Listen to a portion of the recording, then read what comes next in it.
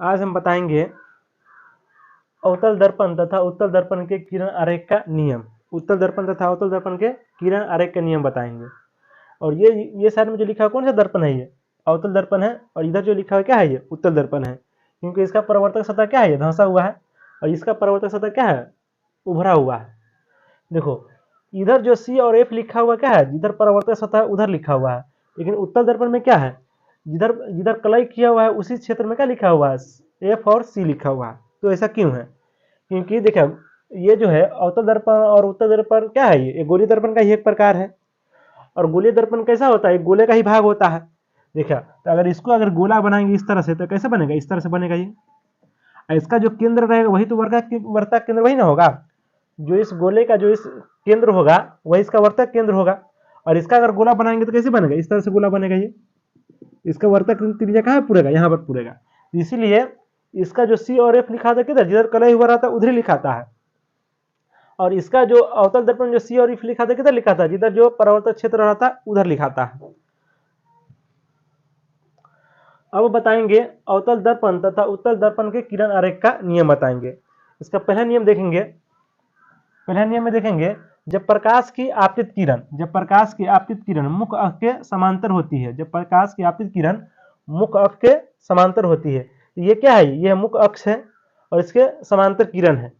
तो जब मुख्य अक्ष के समांतर आपतित किरण होती है ना तो दर्पण से टकरा कर क्या करती है? परावर्तित किरण फोकस होकर गुजरती है। परावर्तित किरण फोकस होकर गुजरेगी। ये आपतित किरण हुआ और ये क्या है? ये परावर्तित किरण हुआ। जो आने वाली किरण हुआ वो आपतित, जो टकरा कर लौटने वाली किरण हुआ क्या हुआ? परावर्तित किरण है। और उत्तल दर्पण में देखेंगे। उत्तल दर्पण में देखेंगे जब प्रकाश की आपतित किरण मुख्य अक्ष के समांतर आपतित होती है तो दर्पण से टकराकर परावर्तित किरण फोकस से गुजरती हुई प्रतीत होती है। फोकस से गुजरती हुई प्रतीत होती है।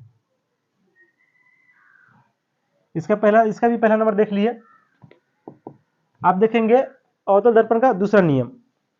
जब प्रकाश की आपतित किरण फोकस से आती है, जब प्रकाश की आपतित किरण फोकस से गुजरती है तो दर्पण से टकराकर परावर्तित किरण मुख्य अक्ष के समांतर हो जाती है। ये मुख्य अक्ष के समांतर हो जाती है। देखो ये एरो है, ये आने वाला एरो है, या जो है दर्पण से टकराकर जाने वाला एरो है। ये इसमें देखो ये दोनों का चित्र लगभग सेम है, लेकिन इसमें एरो आ रहा है, इसमें क्या कर रहा है? यहाँ से ये जा रहा। अब इसमें उत्तल दर्पण में देखेंगे दूसरा नियम। कोई प्रकाश की किरण जब फोकस की तरफ आती है तो दर्पण से टकरा कर क्या करती है? जब प्रकाश की आपतित किरण फोकस की तरफ आती है तो दर्पण से टकरा कर क्या करती है? मुख्य अक्ष के समांतर हो जाती है। दर्पण से टकरा क्या होती है? मुख्य अक्ष के समांतर हो जाती है। ये हो गया आपतित किरण और ये हो गया ये परावर्तित किरण हो गया। ये अवतल दर्पण में तीसरा नियम देखेंगे। अवतल दर्पण में तीसरा नियम देखेंगे जब प्रकाश की आपतित किरण वर्तक केंद्र से गुजरती है। जब प्रकाश की आपतित किरण वर्तक केंद्र से गुजरती है तो दर्पण से टकराकर उसी पथ पे लौट जाती है। दर्पण से टकराकर परावर्तित किरण उसी पथ पे लौट जाती है। जिस पथ से आया है उसी रास्ता से क्या होगा? लौट जाएगा ये। अब उत्तल दर्पण में देखेंगे तीसरा नियम। जब प्रकाश की आपतित किरण वर्तक केंद्र की तरफ आती है, जब प्रकाश की आपतित किरण वर्तक केंद्र की तरफ आती है तो दर्पण से टकराकर क्या करेगी? उसी पथ पे लौट जाएगी। अब देखेंगे अवतल दर्पण में चौथा नियम देखेंगे। अवतल दर्पण में चौथा नियम देखेंगे जब प्रकाश की आपतित किरण ध्रुव पे पड़ती है। जब प्रकाश की आपतित किरण ध्रुव पे पड़ती है तो जितना कोण बनाकर वो आती है उतना ही कोण बनाकर क्या होती है? वो परिवर्तित हो जाती है। वो जितना कोण बनाकर आई है उतना ही कोण बनाकर क्या करेगी? वो लौट जाएगी। अब इसके उत्तल दर्पण में चौथा नियम देखेंगे। उत्तल दर्पण में चौथा नियम देखेंगे जब प्रकाश की आपतित किरण किस पे? ध्रुव पे पड़ती है तो जितना कोण एंगल बना के आई है उतना एंगल बना के क्या करेगी? वो लौट जाएगी। तो ये था किरण आरेख। 4 गो नियम है इसमें। अवतल का 4 गो भी है, उत्तल का भी 4 गो है। तो चारों नियम देख लिया। अब बताएंगे अवतल दर्पण द्वारा प्रतिबिंब का निर्माण कैसे होता है। अवतल दर्पण द्वारा बना प्रतिबिंब का निर्माण कैसे होता है, यानी अवतल दर्पण के द्वारा प्रतिबिंब कैसे कैसे बनता है। देखो तो सबसे पहले ये क्या है? ये अवतल दर्पण है ये। और ये क्या है? ये मुख्य अक्ष है। ये कहाँ गया? ये ये ध्रुव और वर्तक केंद्र से गुजरने वाली रेखा से कौन क्या चीज है? ये मुख्य अक्ष है। ऐसा सब में बना लेंगे पहले। देखा ये क्या है? ये अवतल दर्पण और ये क्या है? ये मुख्य अक्ष है ये। और उसके बाद देखेंगे सबसे पहला केस में वस्तु को कहाँ पर रखेंगे? वस्तु को ध्रुव और एफ यानी फोकस के बीच में रखेंगे तो कैसे होगा? कैसे प्रतिबिंब बनेगा? वस्तु को सबसे पहले रखते हैं वक्ता यानी ध्रुव और फोकस के बीच में रखते हैं। तो सबसे पहला किरण जो जाएगा मुख्य अक्ष के समानांतर निकलेगा, मुख्य अक्ष के समानांतर किरण निकलेगा। यहाँ से मुख्य अक्ष के समानांतर किया, जब मुख्य अक्ष के समानांतर कोई किरण आपतित होती है तो दर्पण से टकराकर फोकस से गुजरती है। कहां से गुजरेगी ये? फोकस से गुजरेगी, फोकस से गुजर गई है। दूसरा किरण को गुजारेंगे वक्तक केंद्र से, सी से। अगर सी से जाएगी तो क्या होगा? इसी पथ पे क्या करेगा? लौट जाएगा। ये जिस पथ से गया उसी पथ पे लौट जाएगा। ये देखो, तो ये जो है परावर्तित किरण क्या कर रहा है? आपस में का दूरी आपस में बढ़ रहा है, तो ये आपस में कहीं मिलेगा नहीं। जब मिलेगा नहीं तो इसका प्रतिबिंब बनेगा नहीं।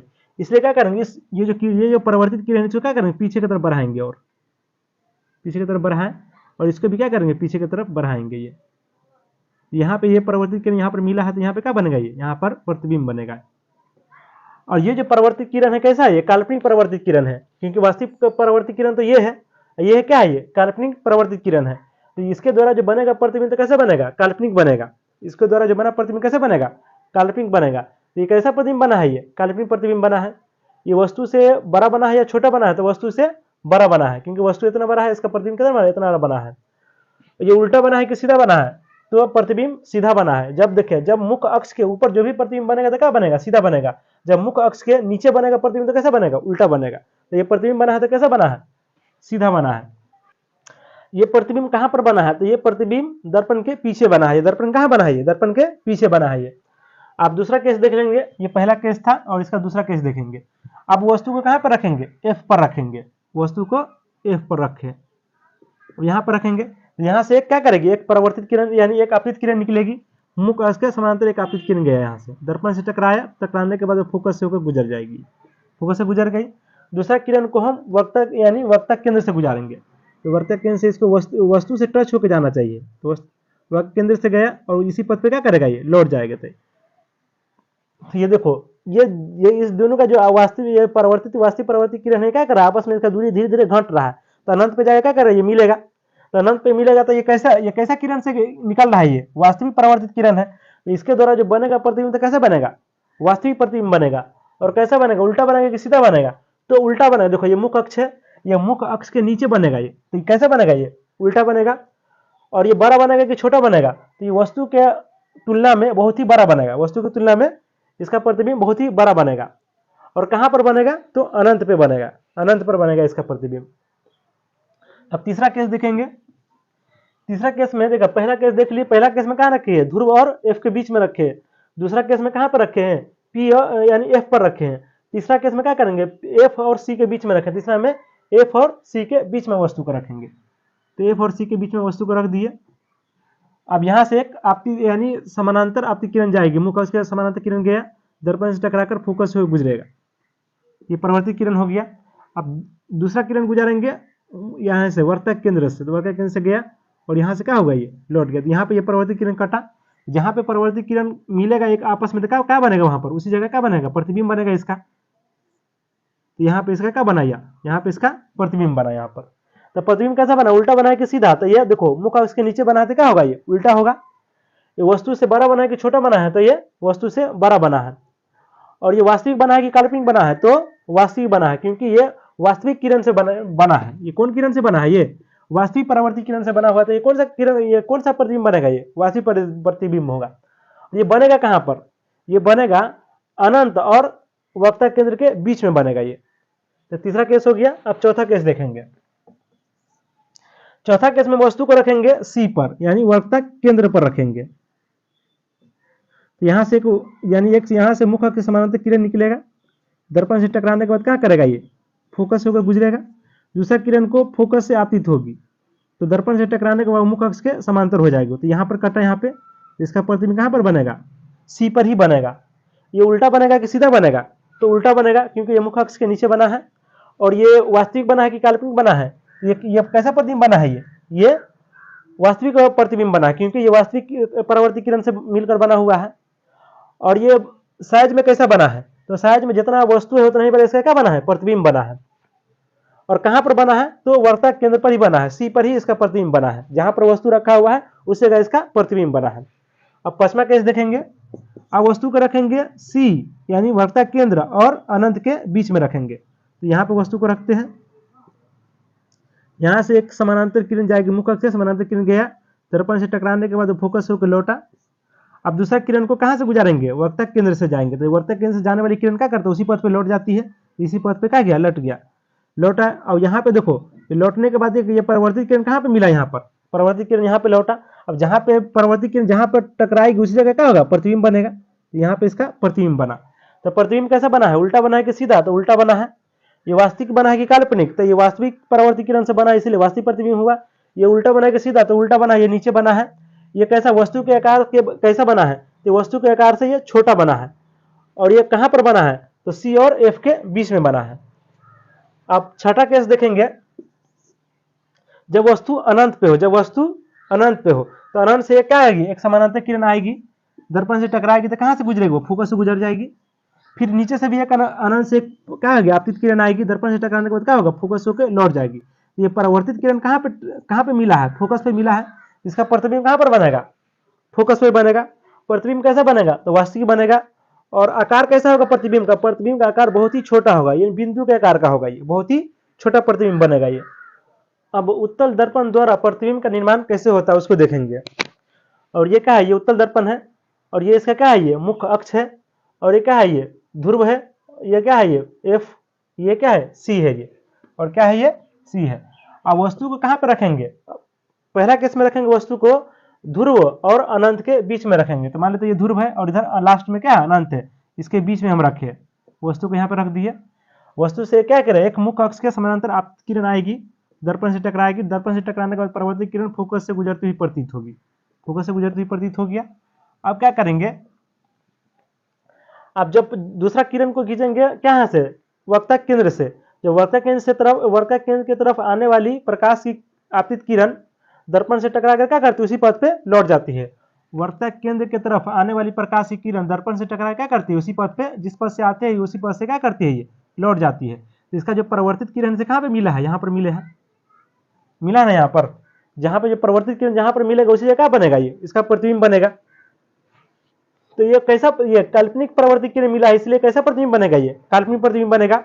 ये उल्टा बना है कि सीधा बना है, तो वस्तु की अपेक्षा क्या बना है, सीधा बना है।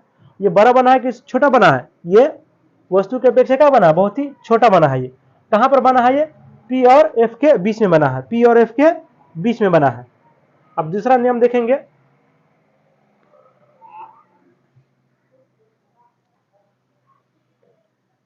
ये पहला केस था, ये कौन सा केस था, पहला केस। अब दूसरा केस देखेंगे।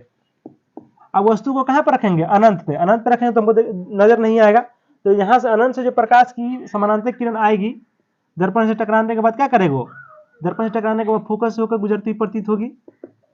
फिर दूसरा नीचे से भी एक क्या होगा, समानांतर किरण आएगी, दर्पण से टकराने के बाद मुख्य अक्ष के यानी दर्पण से टकराने के बाद वो फोकस से गुजरती हुई प्रतीत होगी। वो यही परावर्तित किरण है, ये भी क्या होगा, ये परावर्तित किरण है। ये यहाँ पे दोनों परावर्तित किरण मिला है कहाँ पर, फोकस पर, जहां पे मिलेगा उसी जगह उसका क्या बनेगा, प्रतिबिंब बनेगा।